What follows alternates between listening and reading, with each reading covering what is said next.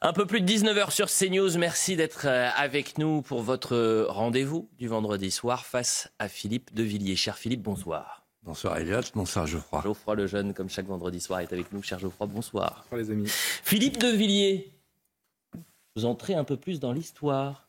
L'histoire de la Vendée et des Sables d'Olonne. Cette semaine, le conseil municipal a décidé de vous rendre hommage, j'ai découvert ça, en baptisant une promenade en votre nom. La promenade Philippe de Villiers. Alors j'ai besoin d'y voir plus clair pour que les téléspectateurs comprennent. Vous avez en quelque sorte votre étoile à Hollywood Boulevard, c'est ça Philippe de Villiers ? Alors voilà, j'étais très surpris.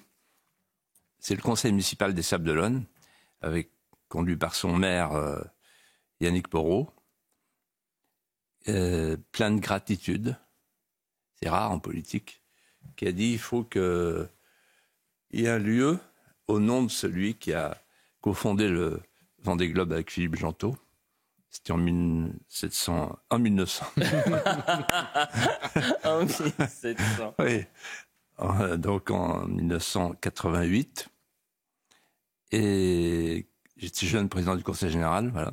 À l'époque, je peux vous dire qu'il n'y avait pas un Sablais, pas un Vendéen qui croyait que c'était raisonnable. Aujourd'hui, le Vendée Globe a fait le tour du monde. C'était un immense succès et ça me touche beaucoup. Talleyrand disait une distinction, un bienfait doit toujours se recevoir avec un léger mouvement de recul, mais elle ne se refuse jamais. Voilà. Et quand j'ai appris ça, Elliot, oui. Geoffroy, j'ai écrit à l'Arcom. Ah bon ? Oui. Vous avez demandé quoi à l'Arcom, au nouveau directeur de l'Arcom, qui nous regarde, j'imagine. Parce que je me suis dit, ils vont être jaloux de ne pas avoir leur rue. Ou leur promenade. Et j'ai la réponse de l'Arcom. C'est oui. Un quai de Seine, Elliot Deval, Geoffroy Lejeune. Et moi, je tombe dans le panneau, j'y croyais. Ils m'ont simplement dit, la décision sera prise en dernier ressort, en appel. Avec par Madame Dialgo. Donc, Et cette promenade, elle va des Sables d'Olonne, donc c'est vraiment... Mais elle va jusqu'où ? Est-ce qu'elle va, par exemple, je regardais jusqu'au 55 alors, du je vous réponds. Oui. Elle va... j'ai deux voisins qui sont morts tous les deux. John Kennedy, et moi je suis au milieu. Donc c'est le prolongement de la promenade John Kennedy, d'après ce que j'ai compris, et de Latte de Tassigny, qui est vendéen, comme vous le savez. Voilà. Eh bien, écoutez, ça ne va pas jusqu'au 55 rue du Faubourg Saint-Honoré, hein ? Je le dis pour l'Arcom, ça ne va pas jusque-là. Avec un drone, peut-être. Philippe de Villiers. Autre chose, évidemment, et là, on va entrer dans le dur.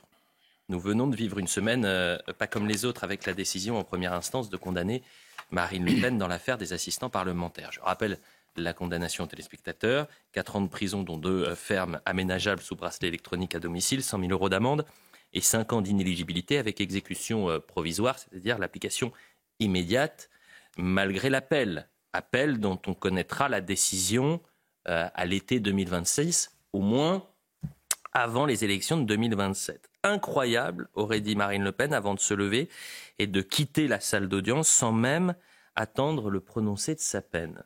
Geoffroy Lejeune. Alors Philippe, vous nous racontez toutes les semaines des épisodes de votre vie politique qui a duré 30 ou 40 ans. Est-ce que vous avez déjà vécu un tel séisme ? Incroyable. Je reprends l'interjection de forme exclamative pour dire que c'est incroyable. Qu'est-ce que ça veut dire incroyable, en fait ? Ça veut dire, quand on a beaucoup vécu, ça veut dire quelque chose d'inattendu, d'imprévisible, une éruption d'un monde dans un autre monde.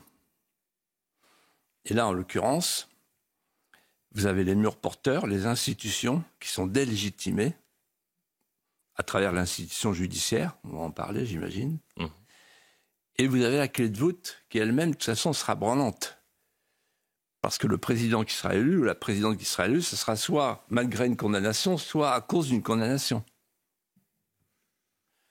Et donc, oui, c'est incroyable. Et pour répondre à votre question, vous me demandez si j'ai vécu des événements comme ça. Alors, pas du même ordre, mais j'ai vécu mai 68. J'ai dit incroyable en mai 68 à mes camarades de classe en apprenant que le pouvoir était vacant. Le 29 mai, je me souviens, j'ai passé mon bac. J'ai eu mon bac dans une pochette surprise cette année-là. Incroyable. Bernard Tricot, le secrétaire général de l'Élysée, va voir Georges Pompidou, le Premier ministre, et lui dit « Le général a disparu ». Il est à Colombey. Non, il n'est pas à Colombey. Et en fait, il est à Baden-Baden. On n'a jamais su pourquoi. Et là, il y a Mitterrand qui s'excite, il y a Mendes France qui dit « Mais nous, on est prêts, Stade Charletti, etc. » Vous êtes trop jeune pour avoir vécu ça, mais le pouvoir est vacant pendant plusieurs heures.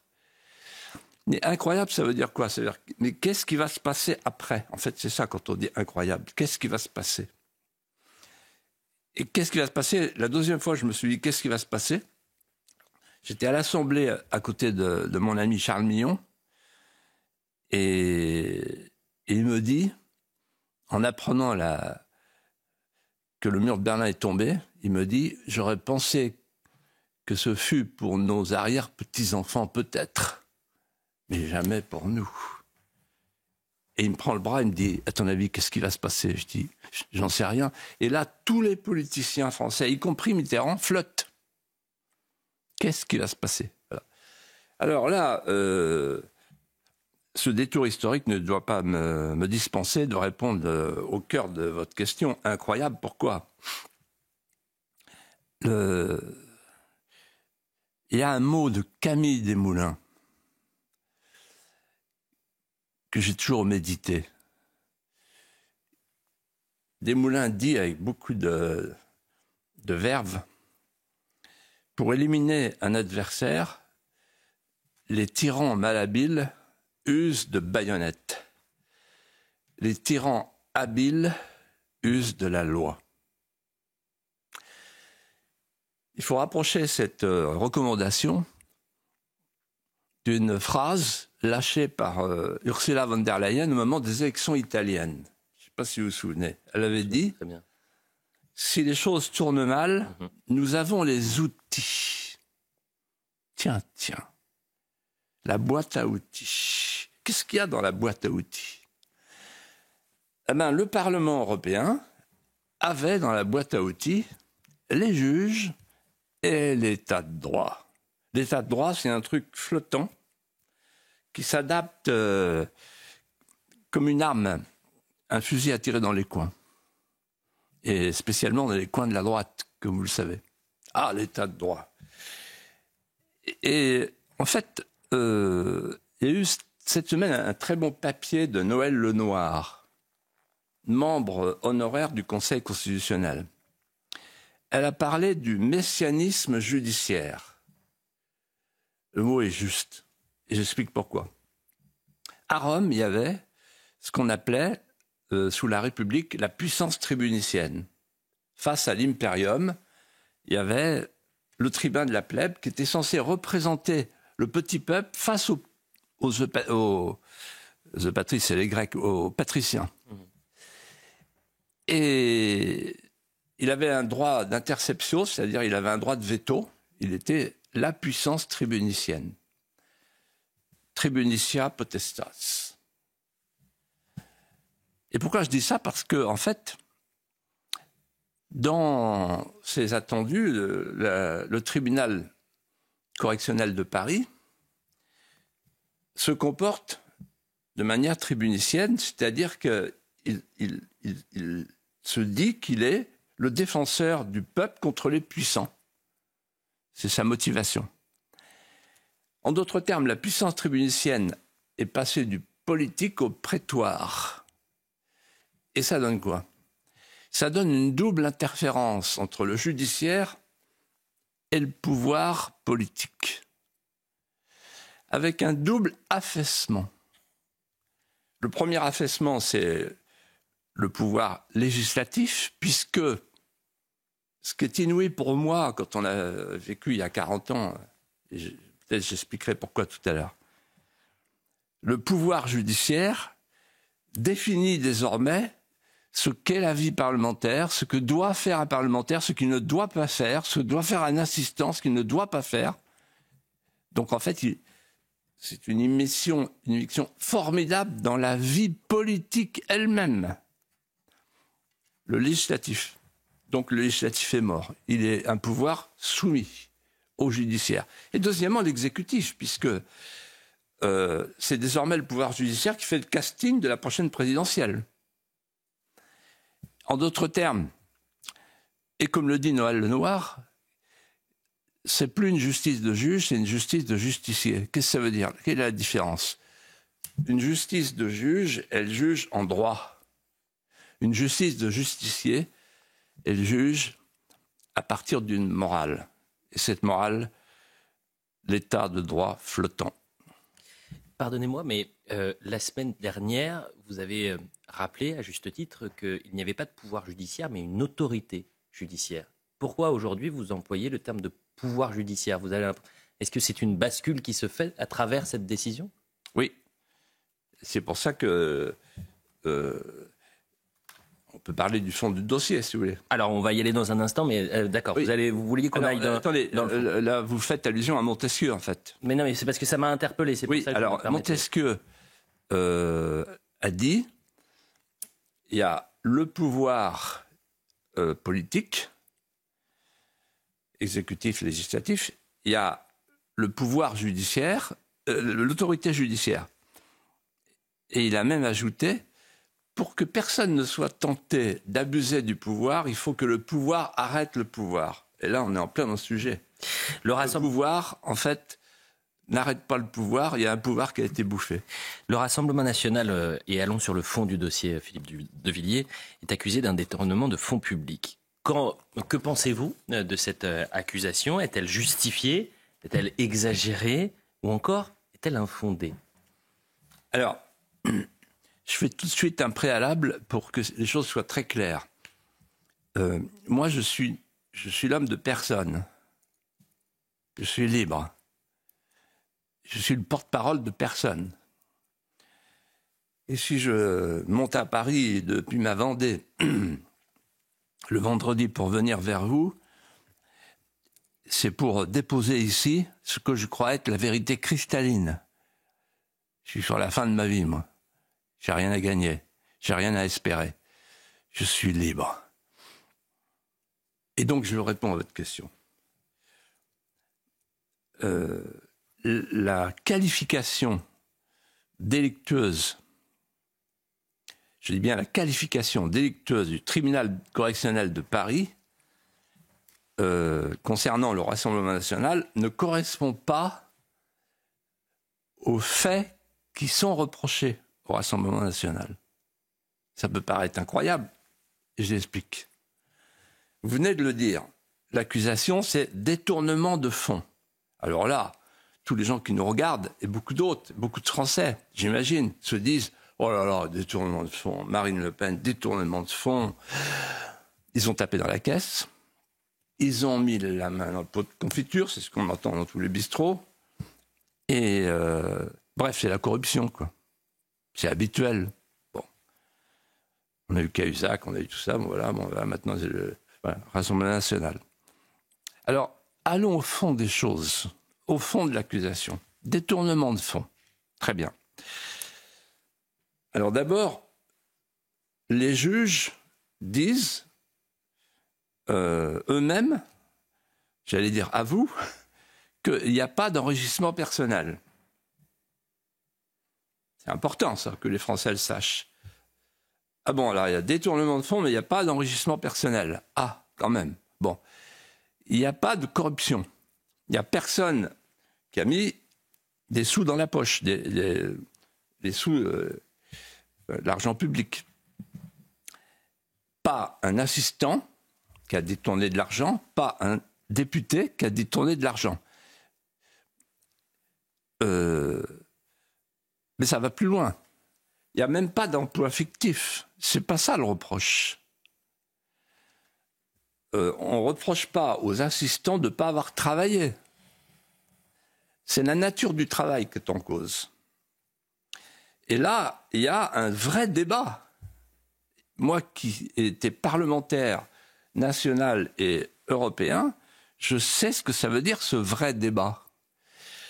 C'est la nature du travail, c'est-à-dire pour le Parlement européen, pour le parquet, pour les juges et pour les européistes, pour les eurofédéralistes, pour l'État profond, un assistant parlementaire à Strasbourg, à Bruxelles, c'est l'employé du Parlement européen.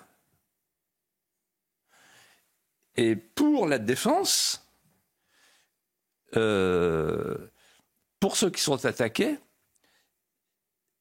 et moi c'est ma conception de l'assistant parlementaire, l'assistant parlementaire c'est l'employé, le collaborateur du parlementaire, du député. Et c'est d'autant plus vrai ce que je dis que quand un député au Parlement européen est au pouvoir, dans la majorité, il fait des résolutions avec tout le monde sur la longueur des essieux, des tondeuses à gazon, enfin tout ce qui occupe le Parlement européen pour nous simplifier la vie, comme vous le savez. Mais quand il est dans l'opposition, il devient tribunicien, c'est-à-dire que c'est une parole sur l'Europe, sur la manière dont elle est faite, dont elle est construite, dont les nations sont déconstruites, etc. Et donc forcément, dans la fonction du parlementaire, c'est une double fonction. Il y a la fonction parlementaire, je fais les lois, et la fonction politique, je combats les lois qui sont faites. On ne peut pas couper en deux le parlementaire. Et l'idée de dire, attention, la fonction politique, ça ne concerne pas les assistants, c'est absurde. J'ajoute quelque chose qui m'a choqué. Le tribunal correctionnel a inventé 2 délits. J'espère que la Cour d'appel va s'en apercevoir. Premier délit, elle a dit « Ah, mais il n'y a pas d'enrichissement personnel, mais il y a un enrichissement partisan. » Mais ça, c'est pas dans le code pénal, ça. Qu'est-ce que c'est que cette histoire? Enrichissement partisan. Quand j'ai vu ça, je suis tombé de l'armoire. Je fais trois fois le tour de ma maison en me disant « Mais ils sont complètement hors du temps. » Ils inventent, ce sont des funambules de la sémantique juridique, ces nouveaux juristes. Et deuxièmement, ça c'est pas mal. Le juge dit, d'ailleurs, ils sont hostiles aux institutions européennes. Et l'hostilité aux institutions européennes, elle fait partie de l'architecture de la décision. Ah, vous êtes hostile aux institutions européennes, donc vous êtes suspect. Mais c'est Fouquier-Tinville. Incroyable. On a toutes les caractéristiques d'un tribunal révolutionnaire. Et enfin et surtout, et là je vais apporter mon expérience et les conversations que j'ai pu avoir. Je me souviens, en 1991, j'avais lancé un combat incroyable. Dans l'affaire Urba, les anciens s'en souviennent probablement. Urba et Torby d'ailleurs, parce que c'était gauche et droite. Mais à l'époque, j'attaquais les socialistes. Et les cahiers Delcroix, etc. C'est qu'en fait, Jospin, là, qui a fait le beau sur une autre chaîne il y a 2 jours, il ne se souvient pas que son nom était dans les cahiers. Ils étaient tous mouillés, les grandes surfaces, les pots de vin, etc. Bon. Et à un moment donné, je rencontre un juge qui demande à me voir, il s'appelle Jean-Pierre. On l'appelait le petit juge. Et qu'est-ce qu'il fait, Jean-Pierre? Il part perquisitionner le Parti socialiste et ensuite, avec Van Ruynbeck, un peu plus tard, il demande à perquisitionner l'Assemblée nationale et le Sénat. Et là, il tombe sur un bec.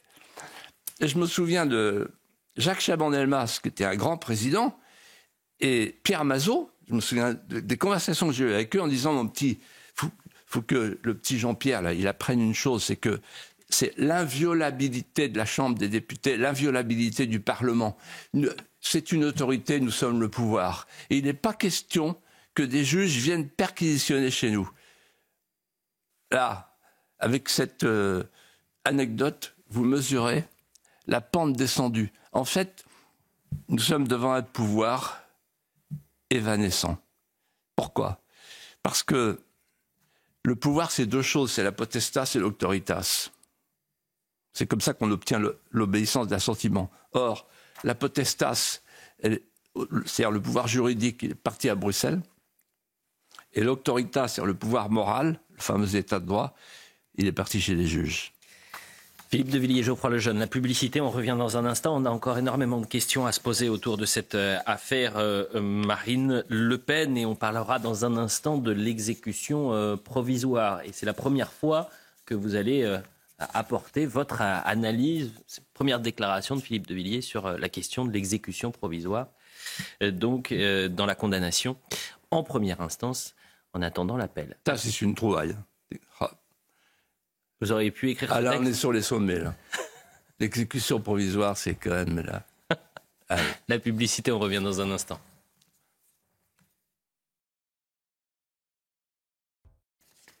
Quasiment 19h30 sur CNews et on poursuit notre émission face à Philippe de Villiers. Philippe de Villiers, avant la publicité, nous parlions évidemment avec vous de cette condamnation en première instance de Marine Le Pen dans l'affaire des assistants parlementaires. C'est d'ailleurs la première fois que vous prenez la parole depuis cette condamnation à laquelle Marine Le Pen a fait appel. Je voudrais qu'on revienne sur l'exécution provisoire, Philippe de Villiers. La Cour d'appel a décidé d'un nouveau procès à l'été 2026, ça on le verra bien sûr, sans quoi cette mesure empêchait Marine Le Pen d'être candidate à l'élection présidentielle. Quelle analyse vous faites de cette situation ? Alors, c'est compliqué. Il faut simplifier les choses pour que ça soit compréhensible. L'exécution provisoire, qui porte mal son nom, on va voir pourquoi, c'est l'idée qu'on exécute la peine au prononcé du jugement. Et non pas quand toutes les voies de recours sont épuisées. Par exemple, Georges Tron, il a été inéligible, mais il a eu toutes les voies de recours, et à la fin, il a eu sa peine. Il a exécuté sa peine, sauf erreur de ma part. Vous voyez. Là, en l'occurrence, on a, dès la première instance, la peine. L'exécution provisoire. Qu'est-ce que c'est l'exécution provisoire ? En l'occurrence, c'est l'exécution définitive, c'est l'exécution capitale, on devrait dire. C'est la peine de mort politique, la décapitation. C'est-à-dire que les juges empêchent Marine Le Pen de concourir à l'élection présidentielle. Bon. Les deux motivations des juges, là encore, sont extravagantes. La première, c'est le risque de récidive. On appelle ça, dans le langage ampoulé de la magistrature, la réitération. Alors, la récidive, en fait, c'est pour les grands délinquants. On ne veut pas qu'ils s'enfuient à l'étranger. Donc, on leur met l'exécution provisoire tout de suite. Mais Marine Le Pen, à supposer qu'elle ait commis un délit au Parlement européen, elle n'est plus au Parlement européen. Donc, il n'y a aucun danger de récidive sur les faits tels qu'ils sont qualifiés. Deuxièmement, alors là, c'est le pompon.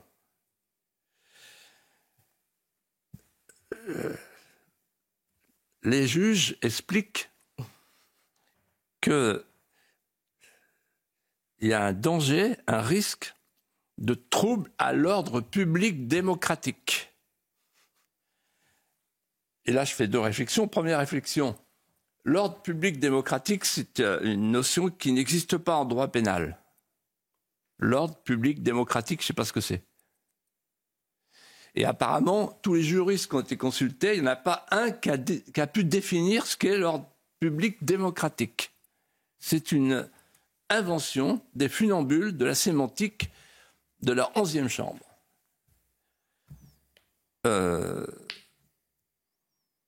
Mais il y a plus fort que ça. C'est que la juge explique qu'il y a danger de trouble à l'ordre public si Marine Le Pen était élue. Ah! Et là, on comprend mieux. C'est-à-dire qu'il y a danger d'élection.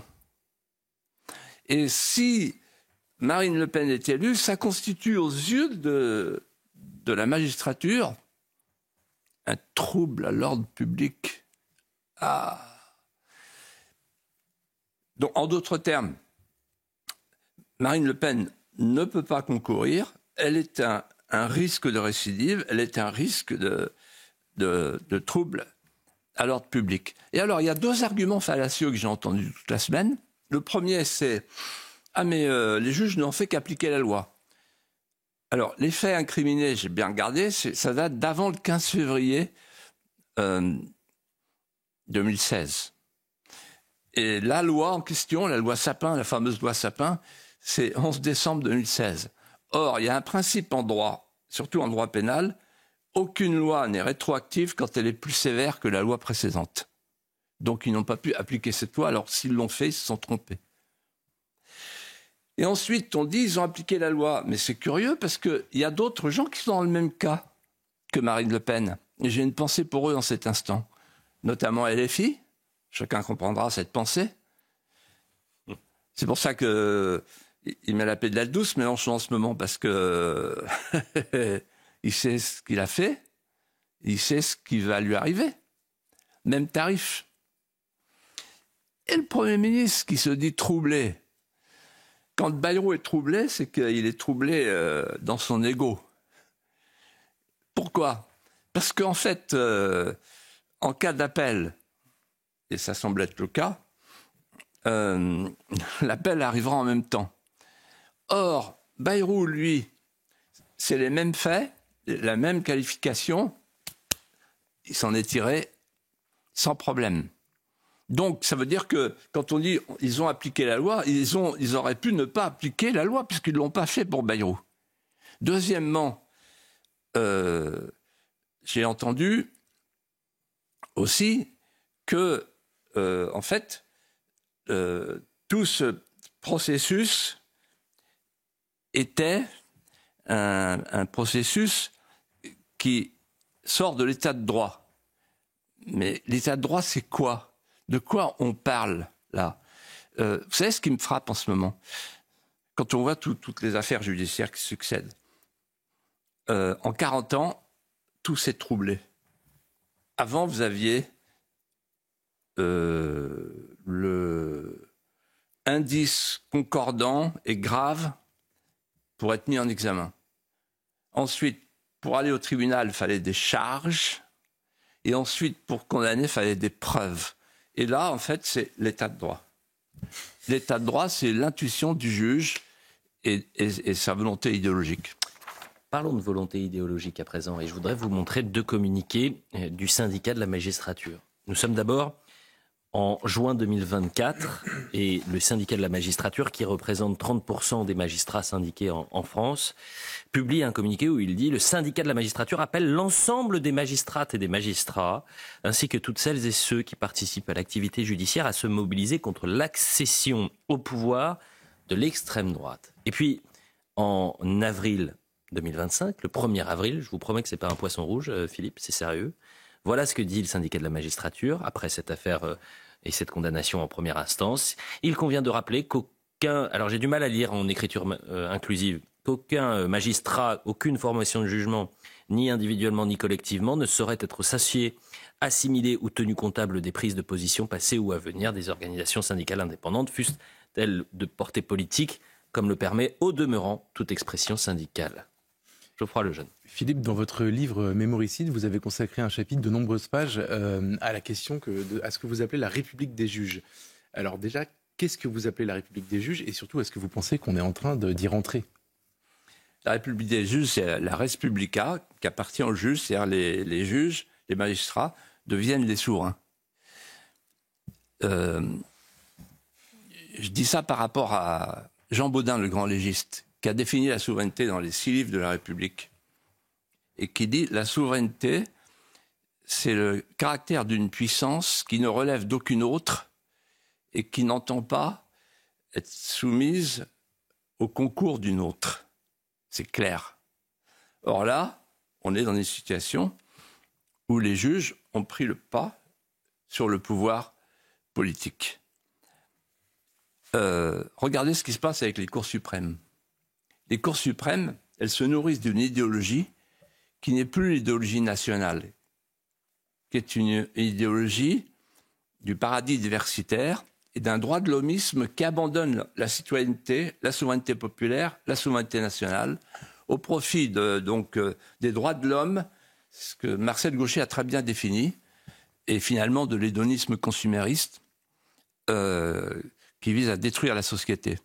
Il suffit de voir la jurisprudence du Conseil d'État, comment le délit de séjour irrégulier, au nom du principe de la fraternité, etc. Je ne développe pas. Par contre, vous avez parlé de syndicat de la magistrature. Alors, on a des ministres aujourd'hui qui disent « Ah, le syndicat de la magistrature, c'est épouvantable, le mur des cons, etc. » Eux, ils n'y étaient pas sur le mur des cons, moi j'y étais. Moi j'étais sur le mur des cons, vous pouvez regarder. En bonne compagnie d'ailleurs, bon, avec le papa d'une jeune fille qui avait été violée et assassinée dans le métro. Donc je peux parler du mur des cons. Mais quand vous dites quelque chose, si ça ne va pas, il faut changer. Donc le syndicat de la magistrature, moi aujourd'hui je dis, il ne suffit pas de déplorer, il faut le supprimer. Il faut interdire aux magistrats d'être syndiqués, comme on l'interdit aux militaires. Moi, étant une famille de militaires, je sais ce que ça veut dire, la grande muette. Et donc le militaire, il n'est pas là pour aller sur la place publique et expliquer ce qu'il faudrait faire pour prendre à l'envers le champ de bataille. Donc les magistrats, si vous voulez qu'un magistrat, il ait ses opinions, tout le monde a ses opinions, mais qu'il fasse de son opinion une occasion de réformer la société, c'est extrêmement dangereux. Or, c'est ça qui se passe aujourd'hui. Il y a un magistrat, non des moindres, très haut placé, qui m'a appelé, ça m'a vachement surpris, et pour me dire, vous savez, aujourd'hui, il y a 3 sortes de magistrature. Il y a la magistrature debout, la magistrature assise. Donc, magistrature debout, c'est le parquet. Magistrature assise, c'est le siège. Et il y a une 3e forme de magistrature qui respecte le corporatisme syndical de la magistrature. La magistrature debout, la magistrature assise et la magistrature couchée. Depuis mardi, Philippe de Villiers, les uns et les autres envisagent les voies de recours. Marine Le Pen parle d'un chemin étroit. Et vous ? Sur un chemin montant, sablonneux, malaisé.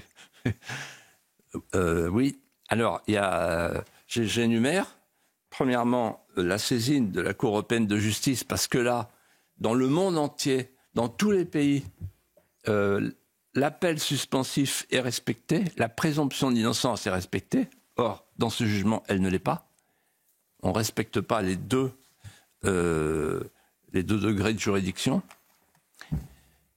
Deuxièmement, le Conseil constitutionnel, pour le rappeler à sa jurisprudence, puisque le 28 mars dernier, le Conseil constitutionnel a dit qu'il faut que la décision soit proportionnée, elle ne l'est pas, et qu'elle garantisse la liberté de l'électeur. Le moins qu'on puisse dire, c'est que, sans être juriste, chacun comprend ce que je veux dire. Elle ne l'est pas. Donc le Conseil constitutionnel peut très bien dire, attendez, je redis ce que j'ai dit le 28 mars. Et troisièmement, l'appel. Et je redis ce que j'ai dit tout à l'heure, c'est que pour l'appel, si on est sur la promenade Philippe de Villiers au Sable d'Olonne, je propose que François Bayrou et Marine Le Pen montent dans le même bateau, vers la haute mer, vu qu'ils vont passer ensemble. Et si jamais ils coulent, les deux couleront. Mais il n'y a pas de raison que Marine soit coulée sur son embarcation et que Bayrou s'en tire. Et il va passer juste après, Bayrou. Donc ça va être intéressant. Ça va être un moment très intéressant à observer. Et puis enfin, il y a les voies, la voie législative, la loi Ciotti. C'est une loi qui permettrait de rétablir que l'appel en France est suspensif et que quand on n'est pas condamné de manière définitive, on est toujours innocent. Geoffroy Lejeune. Alors cette décision du tribunal, elle intervient quelques semaines après la fermeture de C8, qui était la première chaîne de la TNT. Et certains ont fait le rapprochement entre les deux événements pour expliquer qu'aujourd'hui, certaines élites organiseraient le système, verrouilleraient le système pour que ne s'exprime plus une parole dite ou jugée populiste. Est-ce que c'est votre avis ? Oui, alors, je vais vous parler du populisme, parce que j'ai vécu l'émergence du mot. Toujours intéressant d'observer. Quand un mot arrive, comme disait Paul Valéry, les mots prennent du volume à mesure qu'ils perdent leur sens. Populisme. Et je réponds à votre question. En fait, on a vécu la sécession des élites. Qu'est-ce que ça veut dire ? Ça veut dire qu'en fait, depuis longtemps, les élites françaises ont été nourries au lait de la culture post-nationale. Elles ont retrouvé, les élites françaises, l'instinct censitaire. Et elles se tournent vers le monde, elles ne se tournent plus vers le peuple.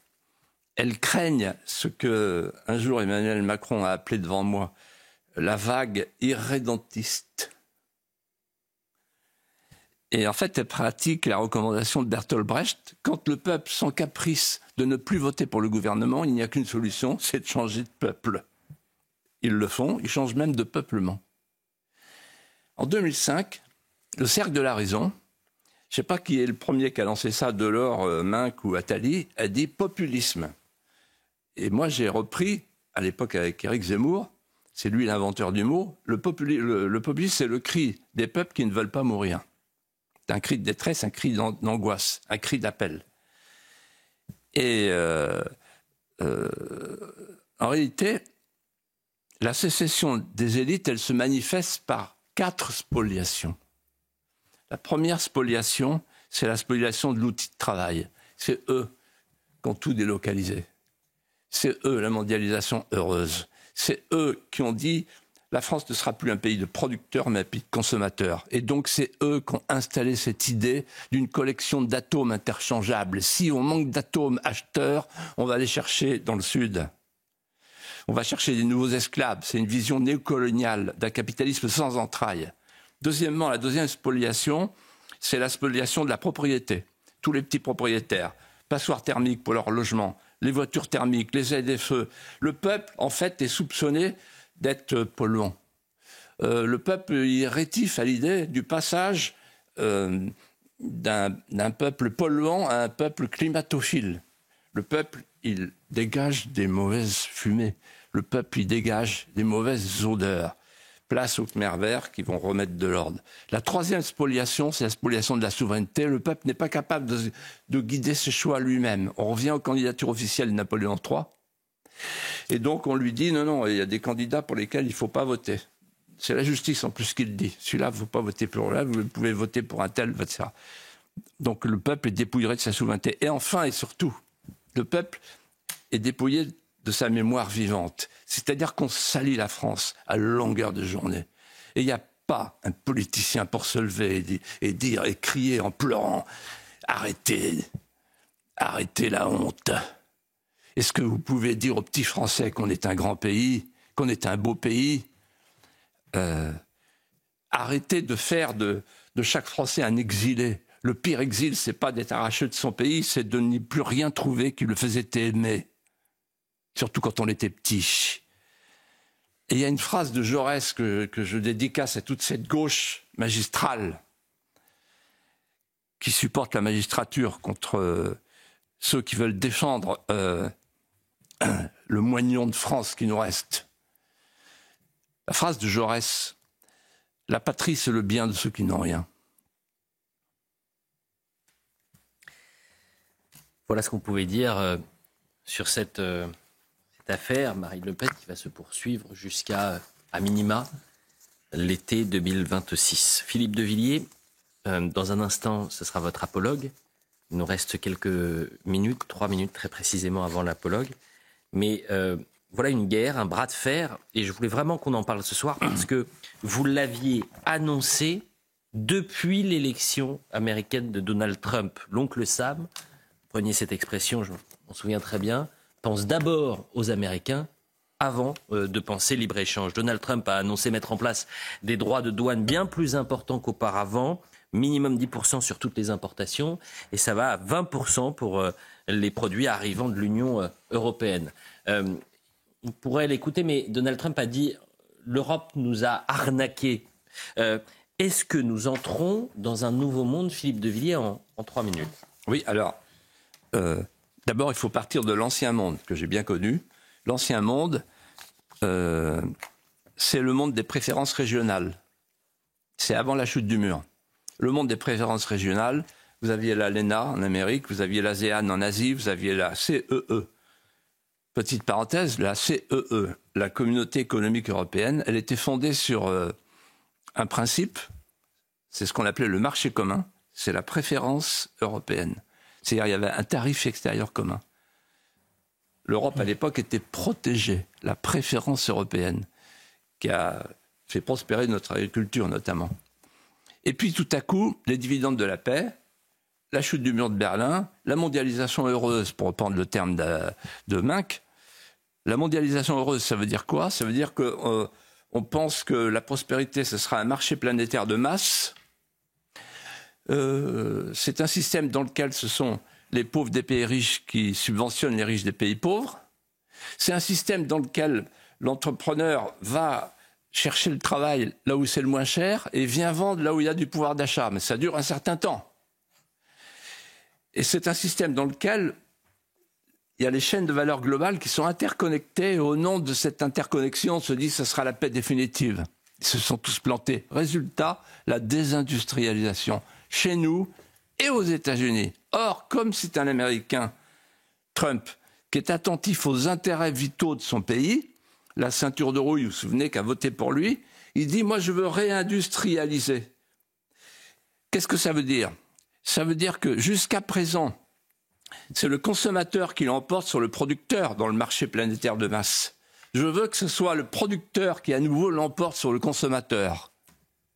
Jusqu'à présent, avec les chaînes de valeur globale, chaque pays perdait sa personnalité et on pensait qu'on aurait le bien-être cosmique. Et puis voilà qu'on change de monde.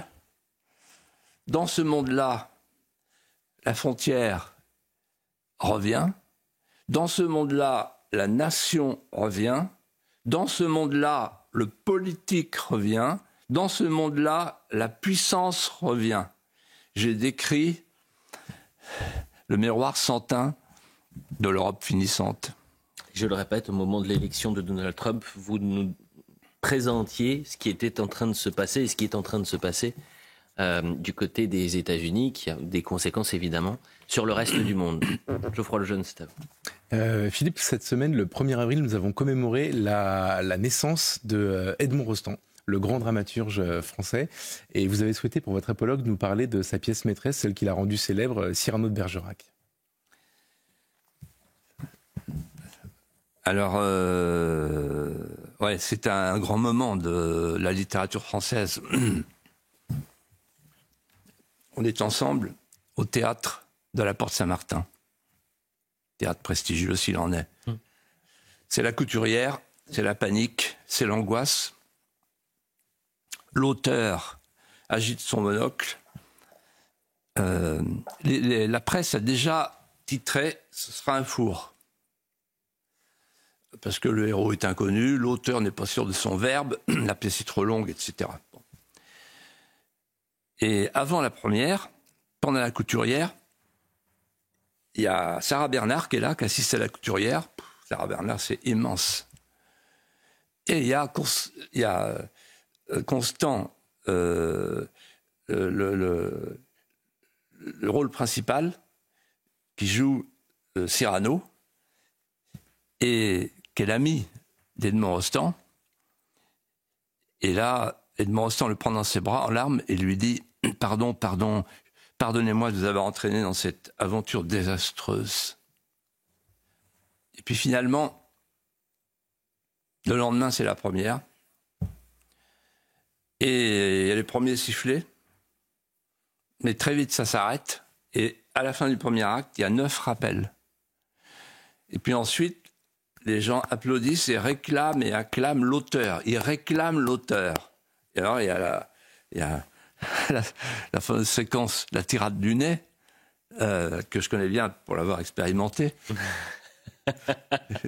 Des fois, les gens qui ont un grand nez ont un fort caractère. Ouais. Et c'est le... oh non, c'était un peu court, jeune homme. On pouvait dire, oh Dieu, bien des choses. En somme, ce n'est... C'est un roc, c'est un pic, c'est un cap. Que dis-je, c'est un cap. C'est une péninsule. Vous aimez à ce point les oiseaux que paternellement, vous vous préoccupâtes de tendre ce perchoir à leurs petites pattes. Et puis ensuite vient, alors là, les gens sont debout, à petites pattes. Ils se rassoient, les acteurs sont troublés, ils ne savent plus comment dire leur texte. Et arrive la séquence du « non merci ». Être terrorisé par de vagues gazettes, se dire sans cesse oh, comment pourrais-je être présent dans les petits papiers du Mercure François, avoir sa une. Lors même qu'on n'est pas le chêne ou le tilleul, monté moins haut peut-être, mais tout seul. Ah, le public se relève. Et à la fin, il y a la séquence du panache. Je sais bien qu'à la fin, vous me mettrez à bas. N'importe, je me bats. Je me bats. Je me bats. Et à la fin, il dépose son panache. Le public est debout. Edmond Rostand va rentrer à l'Académie française.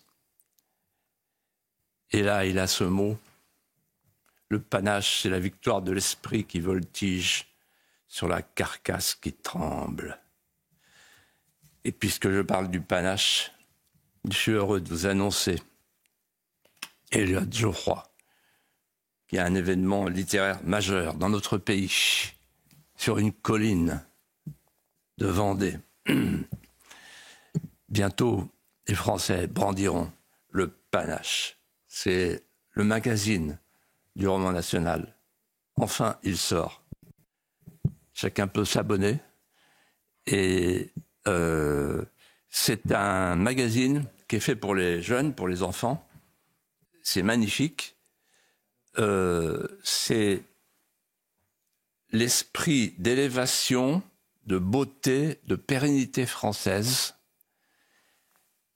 C'est tout le légendaire français, la mémoire vivante du dépôt millénaire, dans l'esprit des apologues que vous écoutez avec attention et beaucoup d'affection et de délicatesse chaque vendredi. Voilà, le panache.